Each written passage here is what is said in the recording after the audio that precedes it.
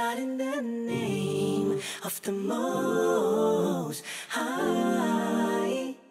بسم الله الرحمن الرحيم والصلاة والسلام على أشرف الأنبياء والمرسلين سيدنا محمد صلى الله عليه وسلم وعلى آله وأصحابه أجمعين. رب اشرح لي صدري ويسر لي أمري واحلل عقدة من لساني يفقه قولي. أما بعد. We begin by praising Allah Azza wa Jal, Lord of the Alameen, which is mankind, jinn and everything that exists. And we bear witness that Muhammad sallallahu alayhi wa sallam is his slave and his messenger. My dear brothers and sisters in Islam and old men, Assalamu alaikum wa rahmatullahi wa barakatuh.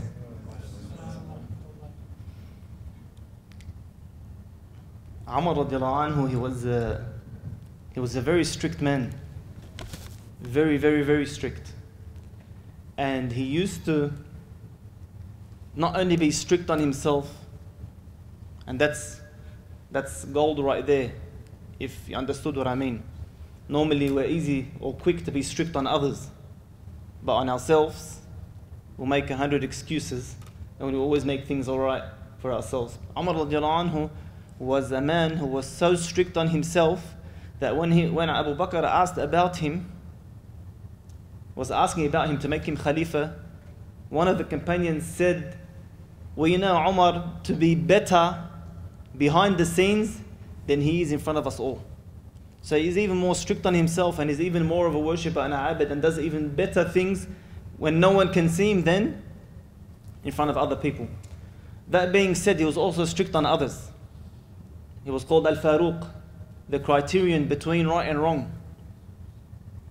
So when he used to appoint an Amir over a certain city, he was very strict in who he chose and very strict in the conditions in which he applied on that Amir over that city. So when he appointed one of the Sahaba, his name was Sa'id ibn Amir, over a city, Umar knew this man to be of the best. But still he would check up on his Umara. And one day he asked about this Amir. He went to that city and he asked about this Amir. And every single person he asked about him said nothing but the absolute best, except for one person. This one person said, I have 4 complaints about Sa'id bin Amir. The first one is that he's always late to work. The second one is that he would never come out at night. No matter how much we knocked on his door, no matter how much we needed him, he would never come out at night. The third complaint was that one day a week he would disappear. Wouldn't be anywhere to be found. And the fourth complaint is that wherever he would go, even in the middle of a court case, while he's the judge, he would just faint, fall on the floor. So Umar al-Khattab radiallahu anhu knew this man was of great stature. He didn't know what was going on. He wanted to go and find out. So he went to Sa'id ibn Amir and he asked him, Ya Sa'id, I heard 1, 2, 3, 4. So Sa'id radiallahu anhu replies to him, Ya Amir al-Mu'mineen, as for being late to work, he said, I have no servants, no helpers, no nothing. So in the morning when I wake up, just in order to be able to eat a bite of food, I have to grab my own bread in its hard form, break it down, make it into dough, cook it, and then eat it. That's why every single morning I'm late to work. As for not coming out at night, Ya Amir al-Mu'mineen, I gave half of my life to the Ummah, the other half is for Allah. He spends the entire night in prayer. That's why no matter how much they would knock, he wouldn't leave his prayer. As for disappearing once a week, he said, Ya Amir al-Mu'mineen, I only have 1 pair of clothes. And at the end of each week, I have to wash that pair of clothes. And I've got no others. So I go to the river, I take off my clothes, I wash them, and I sit there and wait for it to dry. So I can put it back on and come back to town. And as for the fourth, Ya Amir al-Mu'mineen, fainting wherever I go, even in court, he said, when I was young and I was a mushrik before Islam, I witnessed the death of Khubayb al-Ansari, the one who was captured and executed. He said, I watched them cut off his flesh so he can die a slow and suffering death. and after that he was crucified on a stake, and he was asked, "O Khubayb, would you rather be at home with your family now and the Prophet ﷺ, or wouldn't you rather be at home right now and the Prophet ﷺ be in your place?" And he said, "I wouldn't want to be home safe and comfortable and secure with my family if he meant the Prophet ﷺ being pricked with a thorn." Every time I remember that, Ya Amir al-Mu'mineen, I faint out of fear of standing in front of Allah, having witnessed this and done nothing about it. My dear brothers and sisters in Islam, he would faint for not doing anything about it while he was a mushrik. He wasn't even Muslim. And when you become Muslim, all your previous sins are wiped away. Yet he couldn't bear facing Allah on the Day of Judgment, even though he was a mushrik, having done nothing about it. My dear brothers and sisters in Islam, the Prophet ﷺ, he stated that he who does not care for the state of the ummah is not from us. I want to ask a question here. What does that mean? That's a very dangerous hadith. What does that mean? What does this "not from us" mean? Where is he from? What does it mean? Does it mean he's not from those 70,000 people who enter Jannah with no questioning, no judgment? Does he mean that he's not one of those people who enter paradise before he goes to hellfire and burns and wipes away all his sins? Does it mean he's not from those who receive the intercession, the shafa'ah of Rasulullah sallallahu alaihi wasallam? Does it mean he's not from my ummah? Does it not mean he's not a Muslim? Allahu alam. What does that mean? What a dangerous hadith. He who does not care for the state of the ummah is not from us. May Allah protect us. And another hadith, he says that the ummah is like one body, and if one part of the body is hurt, the entire body spends the night up in fever and pain. That's how the ummah is supposed to be. Now let's look at the ummah now. Do we really care what's happening around the world? I know we have an idea, you might feel a bit of discomfort here and there, but do we really care? Do we actually get affected? Do we stay up the night like the Prophet ﷺ said? Do we feel its pain? Do we feel its pain? Do we stay up the night in fever and in pain because of the rest of the ummah? If my mother was very sick, do I feel the same about the ummah when they're very sick? If I get a call from school that my son's in hospital, how would I react? How would I run and rush to the hospital to find out, is he alright? If I found out my wife was in a car accident, that's probably a bad example, eh? Or my husband. But if I love my wife and my husband, and I find out they were in a car accident, what would I do? Not shout and tell her off, why do you know? Wouldn't I run and find out what's wrong with her? Similarly, do I feel the same way about the ummah? If my daughter was missing, my young daughter, would I sleep at night? Would I spend the night looking for her? The ummah is supposed to stay up all night in pain and in fever because of what's happening to the rest of its body parts, the rest of the ummah. The sad fact is we're not like that. But the absolute minimum, the dua, do we even care enough for the ummah just to make dua? I ask you by Allah, ask yourself, do I even get up at night for 2 rak'at before Fajr and pray those 2 rak'at and ask Allah to give victory to the ummah? To have mercy on the poor, the destitute, the ones being raped and killed and slaughtered? If you don't even care that much, how are we of Ummah Muhammad sallallahu alayhi wa sallam? My dear brothers and sisters in Islam, And what's even worse than that is that our dua, our help in whichever way we can, it's not even for them. It's for our own selves. They don't need us. They don't need our sadaqat. Allah is going to give them the rizq that He's written for them, whether we help or not. We're the ones who need them. Why? Because the Prophet ﷺ told us, he who forsakes his Muslim brother or sister in a time of need, Allah will forsake him in his time of need. So in this life, whenever something happens and no one can help you out of it but Allah,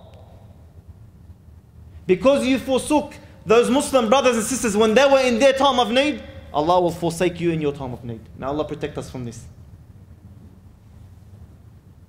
Imagine standing in front of Allah Azza wa Jal on the Day of Judgment, and He says to you, just like you forgot and neglected us, we're going to forget and neglect you. Who's going to help you then? Who's going to stand by you then? Who's going to listen to your cries and your screams then? If Allah were to forsake you. In another hadith, the Prophet ﷺ says, save yourself from hellfire, even if it's by half a date. Half a date. You don't know what deed will get you out of hellfire and put you in paradise. And another hadith, the Prophet ﷺ, he states that your sadaqah wipes away your sins like water extinguishes fire. And how much sin do we do per day? Per minute? We need them, they don't need us. These poor people, Allah never forgets anything. On the Day of Judgment, will get their reward. These people in need, Allah Azza wa Jal will pay them back. But me and you, who had absolutely no excuse, who's going to pay us back? Allah Azza wa Jal, but not in the way that He paid the poor people back. My dear brothers and sisters in Islam, the rich, the poor will enter paradise 500 years before the rich, because the rich have to be asked for every single dollar, where it came and where it went. Nothing is left unaccounted for. Nothing.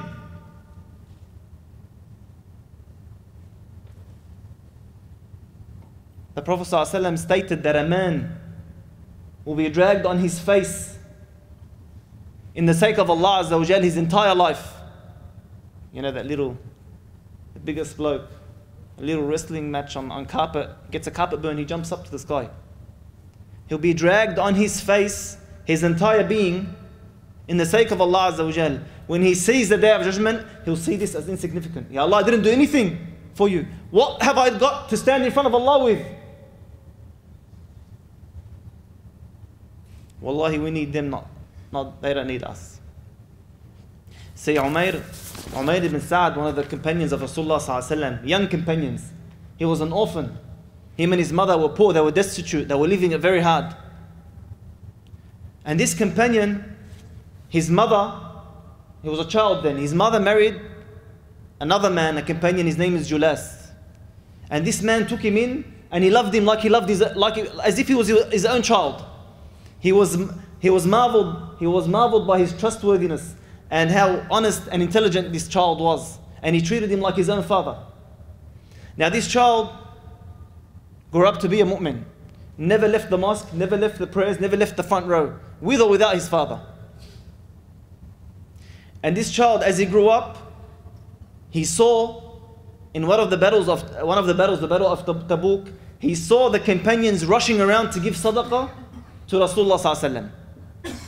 He saw men giving everything they can. Abu Bakr, Uthman radiallahu anhu, Abdurrahman ibn Auf, thousands and thousands upon thousands of dinars. He saw women giving their jewels and their ornaments to Rasulullah sallallahu alaihi wasallam as sadaqat. He even saw a man trying to sell his bed for a sword. And he was so excited. He went home and he wants to tell his father what they're doing to encourage him to give to Rasulullah sallallahu alaihi wasallam. And as soon as he went and he told him what was happening, this man, Julas, he makes a statement. He says, if if Muhammad really is the Prophet of Allah, then we are all worse than donkeys. So he committed kufr, shirk. He disbelieved. Now Umair was stuck, like they say, between a rock and a hard place. No one on the earth does he love more than his mother and that man who treated him like his own son. But he's not going to sacrifice his deen. So he comes up to him and he tells him, there is no one I love more than you, but I will not give up my deen for you. I'm going to tell Rasulullah ﷺ what you said, and you go to him and clarify. So Umair went to Rasulullah ﷺ and he told him what he said. And immediately Julas said he was a liar. I never said any of this, he's a liar. And who backed him up? The rest of the hypocrites. We know him to be righteous, we know him to be this, we know him to be that. So Julas was stuck. What does he do? And he began to cry. He began to cry and he asked Allah Azza wa Jal to get him out of the situation. My dear brothers and sisters in Islam, Allah Azza wa Jal from above 7 heavens revealed a verse for this child. And the verse goes that the hypocrites swear by Allah that they have said nothing wrong, yet most certainly they have uttered a saying which is a denial of the truth. And then he goes on to say, hence if they repent, it will be for their own good. Immediately Julas screams out, I do repent, Ya Rasulullah, I do repent. And Umair was saying the truth. Ask Allah and beg Allah to forgive me. Later on, Julas, throughout his entire life, would make dua for Umair and say, he saved me from kufr and saved from my neck from hellfire. My dear brothers and sisters in Islam, this child grew up to be a governor of Homs in Syria. Even though he would go through these cities, he was a commander of another city, and from city to city he would go, break down the fortresses and build mosques. This child in his early 20s,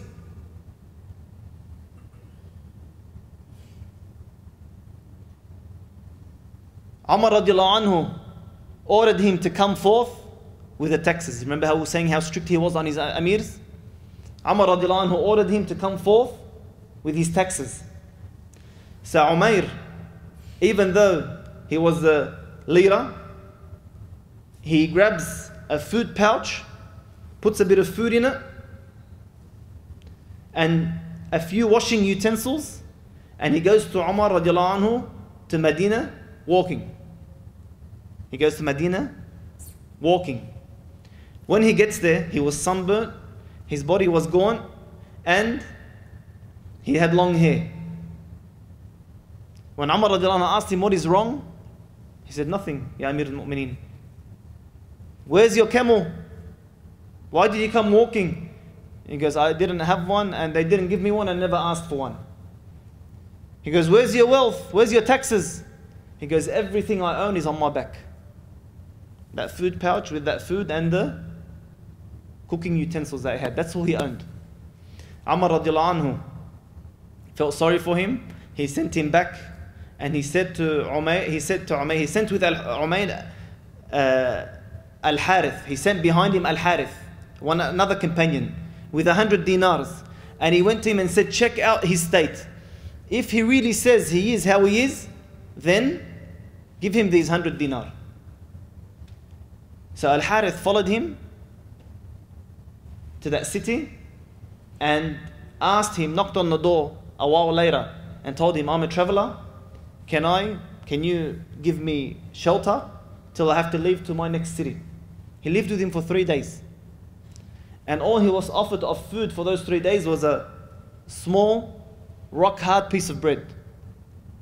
And on the 3rd day, one of the companions approached Al-Harith and told him, what are you doing? He goes, what's wrong? He goes, why are you living at Umair's house? He goes, why? What's wrong with that? He said, by Allah, he's the poorest of us all. And if did he offer you any food? He goes, this piece of bread. He goes, if he offered you that piece of food and nothing else, then that's all he has in his house. So that those 3 days you've been there, he's given you the only food he has, and he's left him and his wife without any food. So he left those 100 dinar there, and he went back to Medina to Umar al-Khattab to tell him what had happened. Now Umair, when he found those 100 dinar, what did he do? Immediately, nightfall did not come until he had given him out fi sabilillah. He did not want anything to stay in his house throughout the night. Now Umar radiallahu anhu comes and asks him later on, Ya Umair, what did you do with those 100 dinar? And Umair replies, he goes, Ya Umar, you have no right to ask me what I did with wealth that was given to me, that was my own property. Umar radiallahu anhu said, by Allah, istashiduka billah, I ask you by Allah to tell me, what did you do with it? Listen to what his reply was. And this is to do with our topic. Listen to what his reply was. His reply was, verily I stored it away for myself so that I can benefit from it on a day when neither wealth nor children will be of any avail. What did he do? He stored it away for the day of judgment when no one and nothing can help you except for your deeds. Look what his reply was. Umar radiallahu anhu began to cry, and he gave him a camel load of food and 2 garments. As for the camel load of food, he gave it all away fi sabilillah and said, Ya Umar, I have food. He had 2 handfuls of barley in his house. That's what he claimed, he had food, and he gave away the rest. But the 2 garments, he gave them to his wife because she was almost naked from the ripped clothes that she had at home. My dear brothers and sisters in Islam, my question is, what have we left aside for the day of judgment? When no wife, no children, no buildings, no land, no wealth, no nothing can benefit us except for our deeds. If Umair was this great, was this righteous of a companion, sacrificed this much for Allah, yet still he felt the need to store something away for his akhirah. What have we left aside? And we were nothing compared to Umair. So my dear brothers and sisters in Islam, we have to be careful what we do with our wealth. It's becoming ridiculous today, what we're spending our money on. See, on the day of judgment, do you think Allah Azza wa Jal won't ask us, didn't you hear that little girl screaming and begging for help? What were you doing? You think Allah won't ask us? What are you going to say? I was too busy on my new iPhone, I didn't hear her. Do you think Allah Azza wa Jal isn't going to ask us, didn't you see that little boy who exploded into several pieces, his body parts were all over the floor? Where were you? What were you watching? Well, I was too busy watching the World Cup. Do you think Allah Azza wa Jal won't ask us, didn't you hear the screams of those kids out of hunger? What are you going to say? Wallah, the restaurant that I was at was very busy, it was too loud. Those $500 dinners I spent my money on.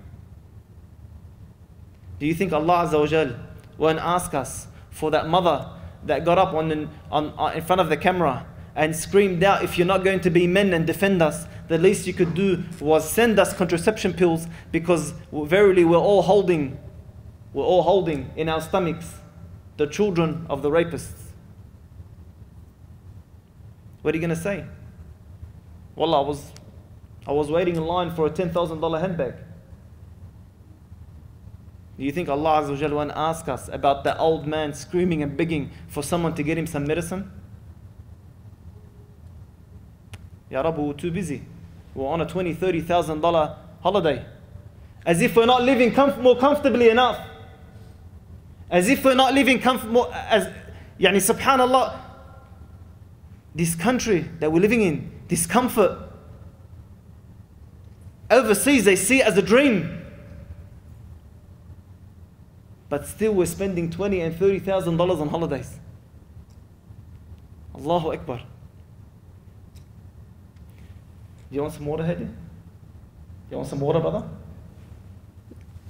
You want some water? You know this? Do you want some water, brother? You know this bottle of water? This bottle of water overseas, they'll kill each other for it. This bottle of water that we just rejected, that I just got for free, you don't know true thirst until you kill for a bottle of water. You don't know true hunger until it makes you scream in pain. You don't know how it feels to lose a limb because you didn't have the money to go to the doctors and get it checked out.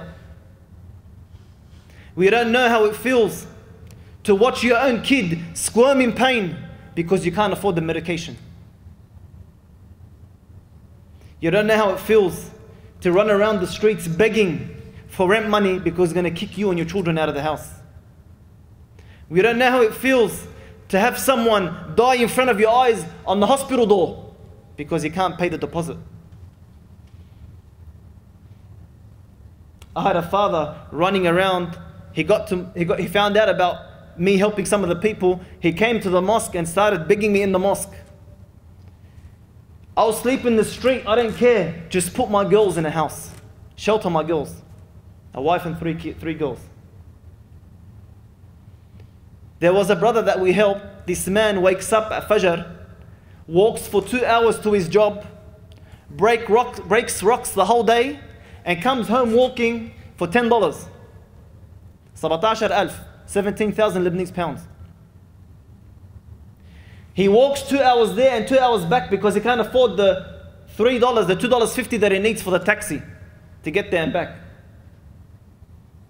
He feeds his kids, his family, tuna, morning and evening because he can't afford anything more expensive than that. My own neighbor,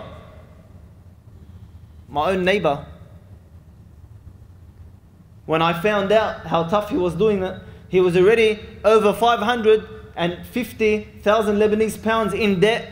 For what? To the falafel guy. He was doing it so tough that all he could afford for him and his family was falafel. Day in and day out, 550,000 Lebanese pounds. The falafel, the small one, you can buy it for 500. So that's over 1,000 sandwiches of falafel that we're eating non-stop. Hadn't tasted meat in all that time. But who cares, right? Looking forward to the next Samsung that comes out. SubhanAllah. And after all that, we still spend our time making money, blowing all our time working, as if we were supposed to work to live. It's become we're living to work. And still we don't have enough. Why? Because we need that $100,000 car. Another one needs $100 for medicine that will save his leg. But we need that $100,000 car. We've only got 200 grand in the bank. It's not enough to live off. I've only got one house. I need another so I can rent it out and live comfortably. Then I'll relax. Then I'll calm down. What a fool. What a fool. And the one who heard last week's talk will know why I mentioned this person's a fool. And I'm going to mention it both Islamically and logically soon, inshallah. This talk today was called Before It's Too Late. It was called, for the one who got the message, it was called Before It's Too Late. Why did I call it Before It's Too Late? Because for some reason, we don't learn until a massive calamity befalls us, until something bad happens in our lives, really bad, then we wake up. Why can't we learn? Why can't we understand and comprehend and better ourselves and fix ourselves before the calamity befalls us? When are we going to wake up? When are we going to learn? When are we going to stop being fools? When are we going to learn from other people's mistakes? How long is it going to take us to realize that money doesn't make you happy? Allah Azza wa Jal gives us everything. He gives us wealth, He gives us health, and He gives us happiness. He could choose to give you wealth and no happiness. Isn't it obvious? They're two separate ni'mah. They're not linked. Haven't we noticed how high the rates of suicide are amongst the rich? It's not rocket science. How many of the rich people are committing suicide? Haven't we realized how much rich people are drug addicts or alcohol, are addicted to alcohol? How much of the rich here in our country, in our city, people that we know are rich, but they can't get married. Years they've been trying. I'm pretty sure everyone can think of someone. How many people do we know that are rich, but they can't have kids? They'll spend not 10 grand on IV treatment, they'll spend 100 grand. Still, they can't have kids. How many people that are rich do we know that, subhanAllah, they have kids, but they're responsible for their own doom? From court case to court case, from accident to accident, pay here, pay there, pay this guy off, pay that guy off. Problems, trouble, alcohol, drugs, crimes. How much rich people do we know that are involved in corruption? How many rich people do we know that have a sickness? I personally know many. SubhanAllah, every time you look at a rich person, he either can't eat meat or chicken or something, or whatever. His food has to be specially made, and he can only eat that wherever he goes. If he doesn't have it, he starves. Or he's on kidney dialysis machines, or he's on this, or he's got this specific sickness that has no cure. It can be maintained but not cured. How many rich people do you see absolutely immersed in sin? Why? It comes hard when you have money to stay away from that type of life. How many rich people do you see? Haven't you noticed that every single rich person you find has got a major problem? Haven't you noticed?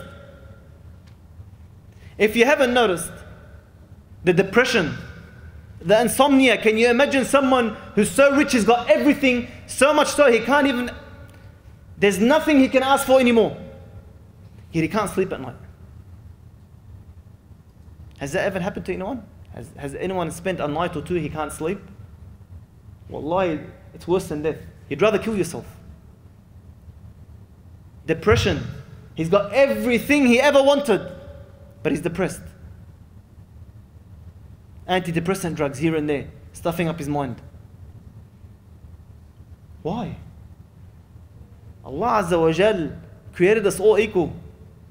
Wherever He gives extra, He takes from somewhere else. No one's going to have wealth and health and family and everything in the book. No one. There's no such thing as soon as I get this, I'll relax. As soon as I get this, I'll be happy. There's no such thing. Why? What does Allah Azza wa Jalla tell us in the Quran? الَّذِي خَلَقَ الْمَوْتَ وَالْحَيَاةَ لِيَبْلُوَكُمْ أَيُّكُمْ أَحْسَنُ عَمْلًا. Allah created life and death to test which of you is best in action. So your entire life is going to be a test.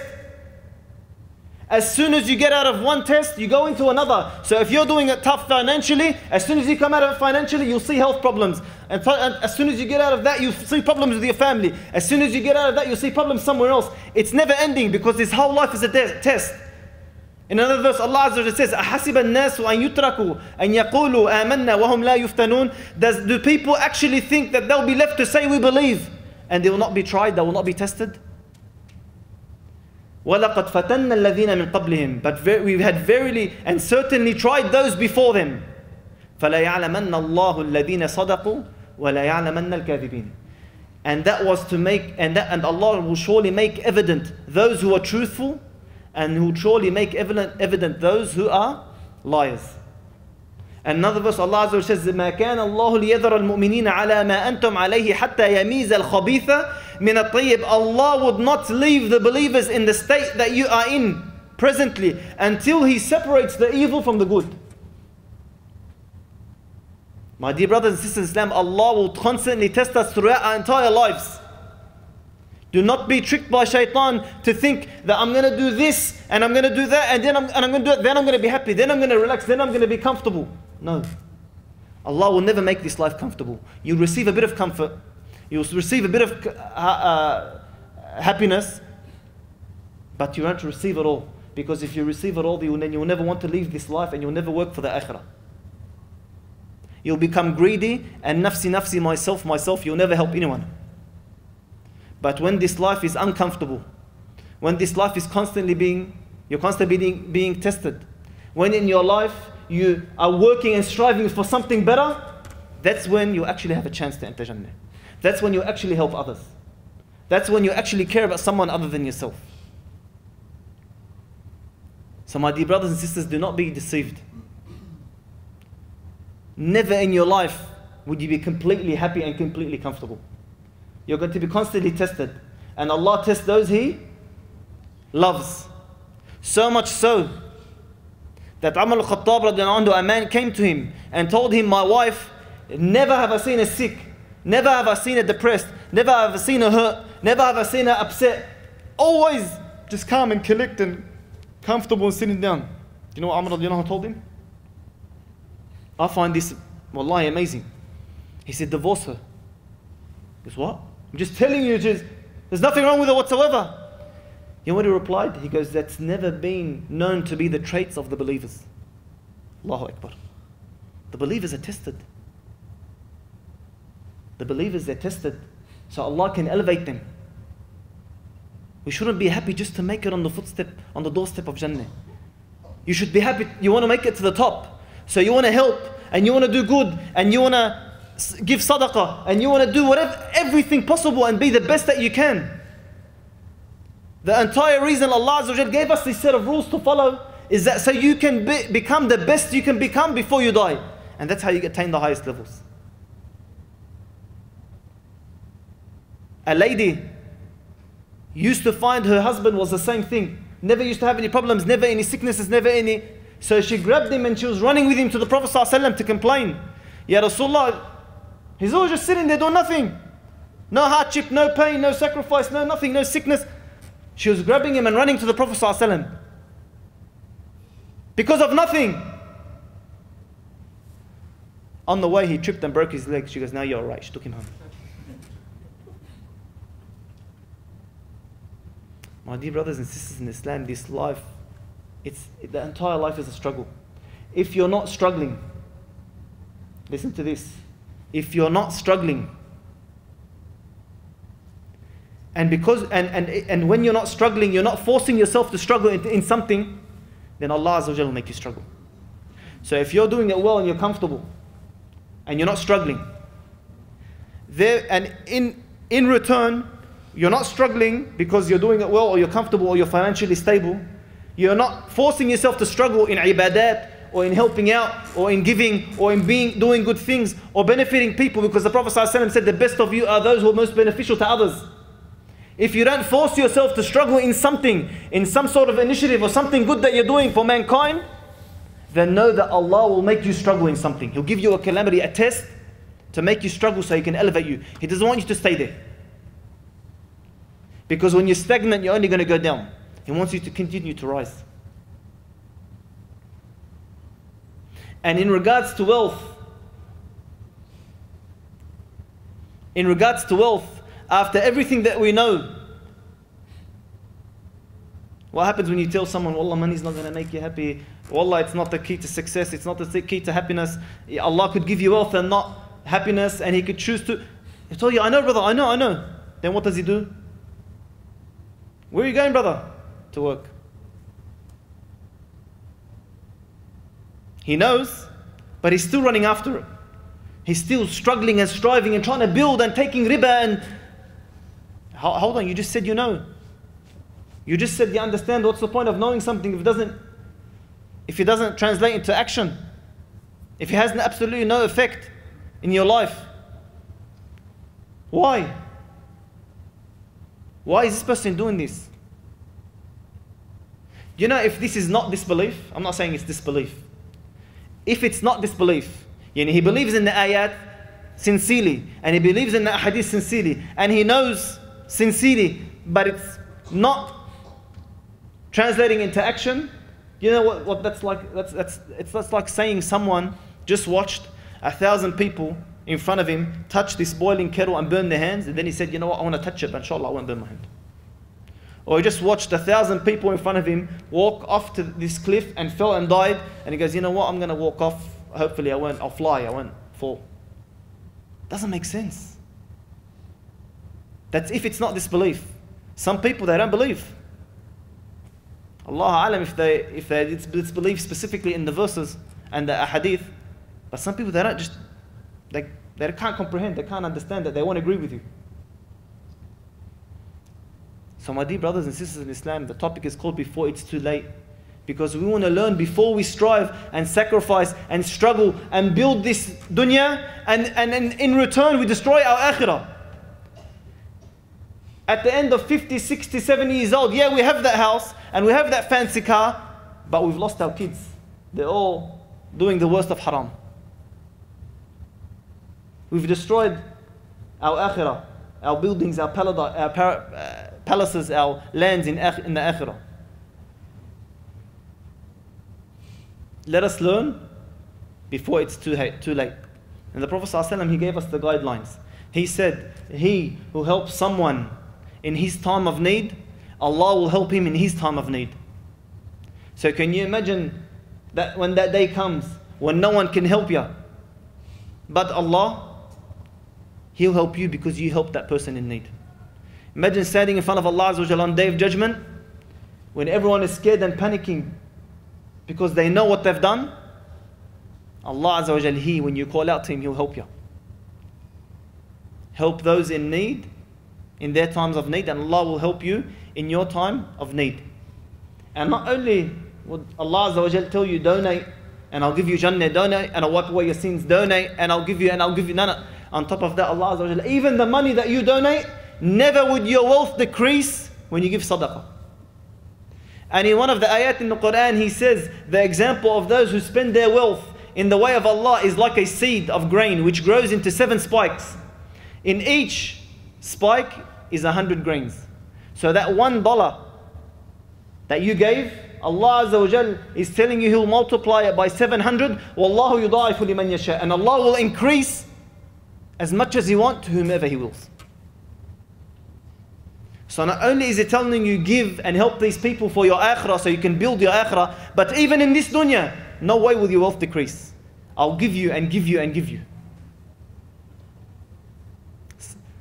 The pious predecessors of the past, they used to understand this. Whenever their wealth would get little, they would gather up every last cent they had in their house and give it fi sabilillah, because they know the minimum Allah would return it is 10 to 700 times. How hard is that to do? As soon as the end of the week's come in and we don't have rent for next week, what happens? We start holding on. We won't go out anywhere Sunday, we'll eat at home, so on. Why? So we can make it last. Back then they understood these ayat, they understood these ahadith, and it translated into action. And Allah Azza wa Jal, He says through the Prophet ﷺ in a hadith, verily, in your wealth are rights other than the zakat. Do you hear what I said? Not zakat. I'm not talking about zakat, the 2.5% that you have to give out of your wealth every year. Verily, in your wealth are rights other than the zakat. Do you think we're allowed to spend and blow money left, right and center when our neighbor's dying from hunger? Even if you've paid your zakat. The hadith in this regard are very dangerous, about the one who sleeps on a full stomach and his neighbor's hungry. Do you know, if we had an Islamic state, a khilafah, did you know that as one of the laws of our religion is that if someone is poor, money is forcefully taken from the rich if there's no wealth in the what's it called, in Bayt Mal al-Muslimin, in the funds of the khilafah for the Muslims. It is forced upon the closest, then the closest after them, to give them money. That's actually a ruling, a law in our religion. So if my sister's struggling and there's no wealth in Bayt Mal, even before the Bayt Mal al-Muslimin, wealth is forcefully taken off me and given to my sister. And if I'm not around, and there's only a cousin, the cousin. If he's not around, the cousin's cousin. The list goes on. To make sure everyone is accounted for. To make sure everyone is helped. To make sure no one stays poor. And Allah Azza wa Jal, through the Prophet ﷺ, He tells us, As-Sakhi, the one who gives, who helps others, he's the one who's going to be close to Allah. And in return, the Bakhil, the stingy one, the miserly man, he's the one who's going to be far away from Allah. Do you know there's a hadith that states that the stingy person will never enter paradise? I'm not even going to go to what the scholars classified the stingy person as being, just so that we don't end up getting up and leaving. The stingy person will never enter paradise. Look into it. What did the scholars classify as a stingy person? Just to make sure I'm not part of that category. And in one of the ayat, Allah Azza wa Jal, He states, and let not those who greedily withhold that which Allah Azza wa Jal has given them of His bounty ever think that it is better for them. Rather, it is worse for them. Their necks will be encircled by what they withheld on the Day of Judgment. And to Allah belongs the heritage of the heavens and the earth, and Allah with what you do is fully acquainted. SubhanAllah. Don't you ever think the money you withhold from the bounty which Allah gave you is ever better for you.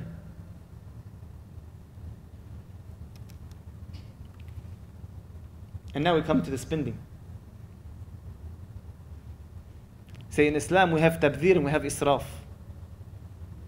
Tabdhir and israf. What's the difference? You can tell me.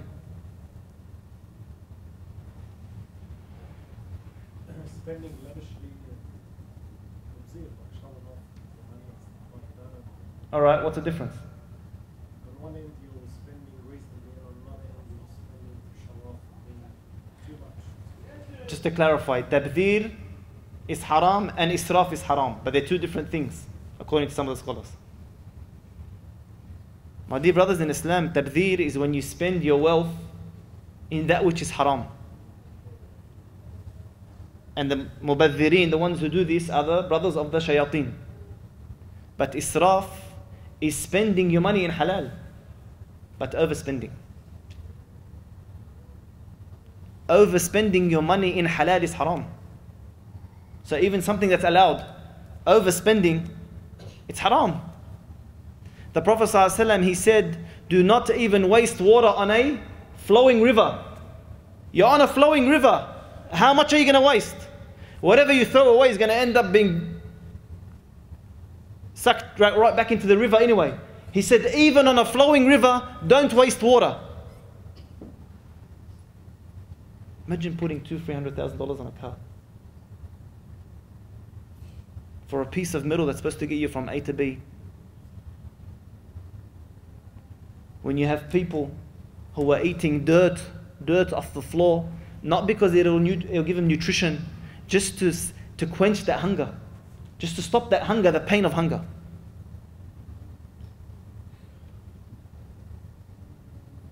But who cares, right? We need that second house. SubhanAllah. So my dear brothers and sisters in Islam, let us take the true understanding of our deen and implement it in our lives. See, the Prophet ﷺ, he used to teach us the true understanding of the religion. When he came one day home and Aisha had a sheep that was being prepared, he left and came back and asked, is the sheep ready for us to eat? She says, Ya Rasulullah, I gave it all away.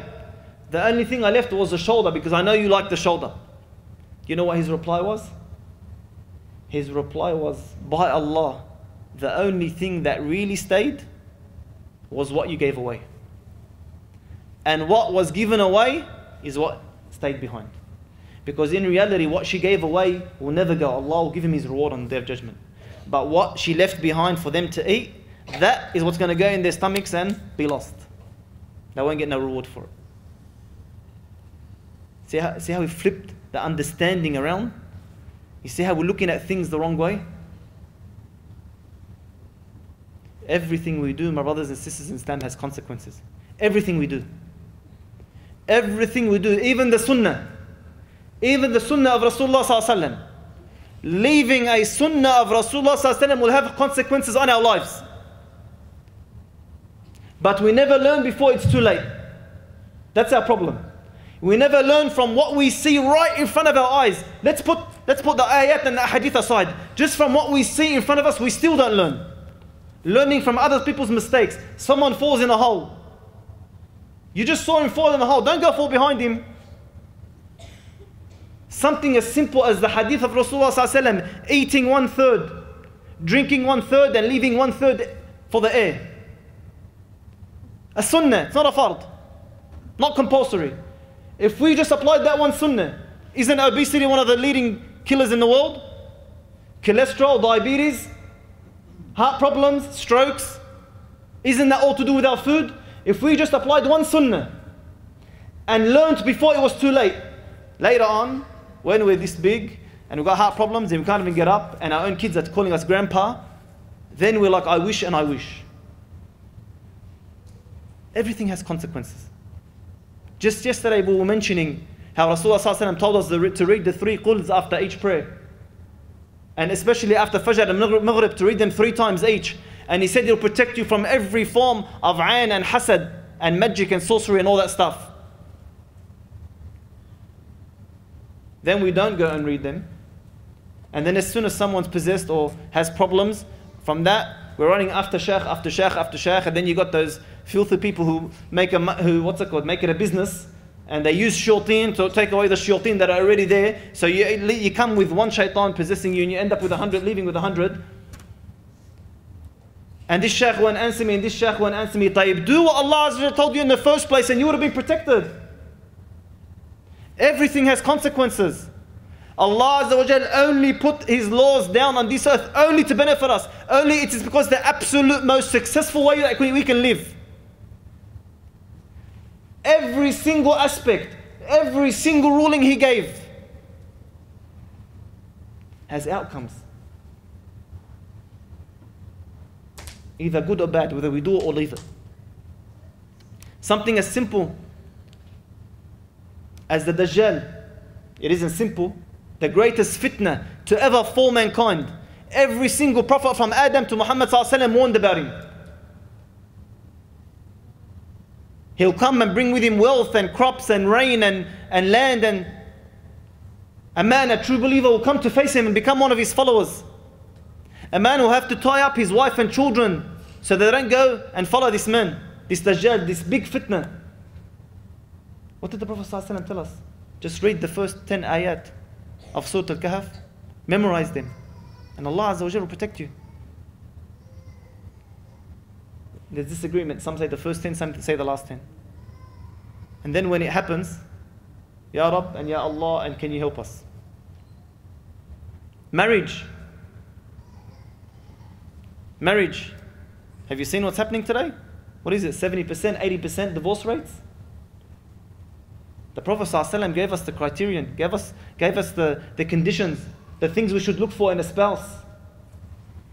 This guy is marrying this girl just because she looks good or she's got money, she's from a good family or whatever. This girl's marrying this guy just because he's few nice words he sent her on Facebook, and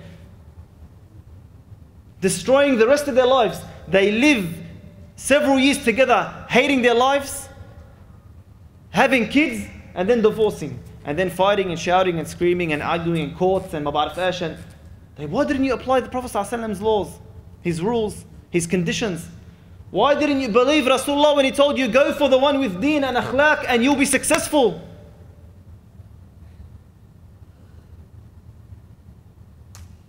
Allah Ainu Shaykh Abdullah that's teaching upstairs now. His phone doesn't stop. One person after the other, in and out. The dumbest things. And it never ends. Every single aspect of your life is affected when you're married. Every single aspect.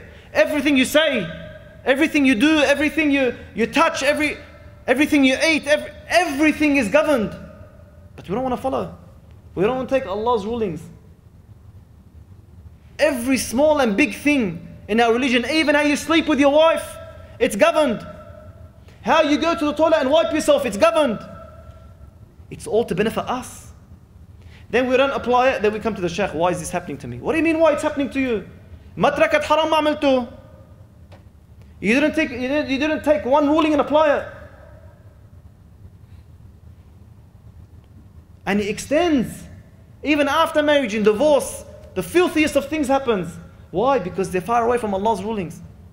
Allah told you even in divorce how to react, how to act, how to treat each other. وَلَا تَنْسَوُا الْفَضْلَ بَيْنَكُمْ. And don't you ever forget the good that was between you. Even if you had to divorce, even if you had to part ways. Didn't you once love one another? Weren't you once good with each other? Didn't you once do good things by each other? Don't you have children between each other?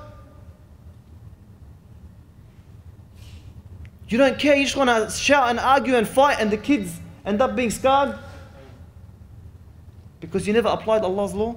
Like even after death, that wife or that husband that they chose that was no good, he'll stuff up in the funeral arrangements, or he'll do the wrong thing, or get into fights with the family or the kids, and then the inheritance comes and they're at each other's throats. The brother doesn't speak to his brother, and the son doesn't speak to his father, and even after death, it's affected because 40, 50, 60 years before that, he never took the Prophet ﷺ's advice in how to choose his wife.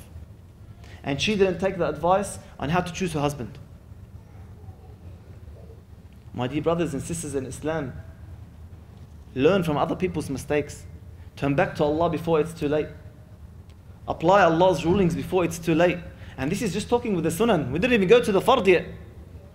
We did not even start speaking about the fard, the compulsory actions that we're leaving. We're just talking about the sunnah.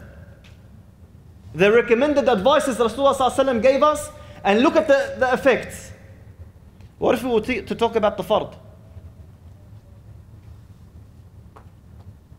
That father that came to the Shaykh asking him what to do. We mentioned it in one of the talks.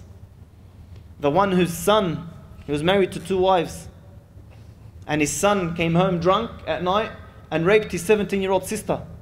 And she got pregnant from her brother. He's asking the Shaykh, now what should I do? I want Islamic law applied on my son. Now he wants Islamic law applied on his son. Now. Before, when he was harming himself and harming others, when he was getting people addicted and buying and selling this alcohol, you didn't care only when it affected you personally. Then you wanted Islamic law. Where was Islamic law when it told you to raise your kids right? To sit down and teach them every single day the morals and the values.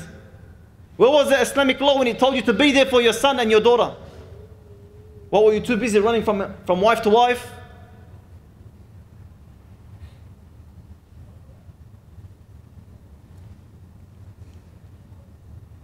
$5 million, $6 million, $7 million, $8 million people, 10 million, 100 million people throughout the year, Hajj and Umrah, hands up in the sky. Ya Allah, help us. Ya Allah, save the Muslims. Being killed in the millions, not in the hundreds of thousands, in the millions. No response. Didn't the Prophet ﷺ tell us that enjoin good, you will enjoin good, and you will, whether you like it or not, forbid evil, or else Allah will send down a calamity upon you. Then when you raise your hands for Allah to get you out of it, He won't respond. These days when you see something evil, you can't even say anything anymore because of the consequences.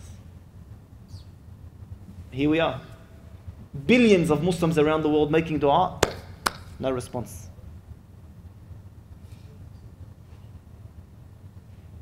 My dear brothers and sisters in Islam, let's wake up before it's too late. Let's turn back to Allah before the calamity befalls us. Let's all do good before a massive problem affects us or our families. Why is it always after that we turn to Allah? Why? Why can't we learn from others? Why can't we have the least bit of intelligence? I'm not even talking about deen. Just a bit of intelligence, just seeing what's happening around with other people from our own family, our own relatives.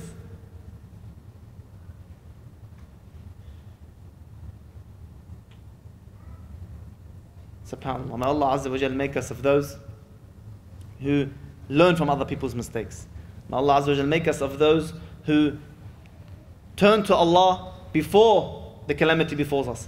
May Allah Azza wa Jal make us of those who follow Allah's rulings in the times of ease and hardship. How many times do we see that?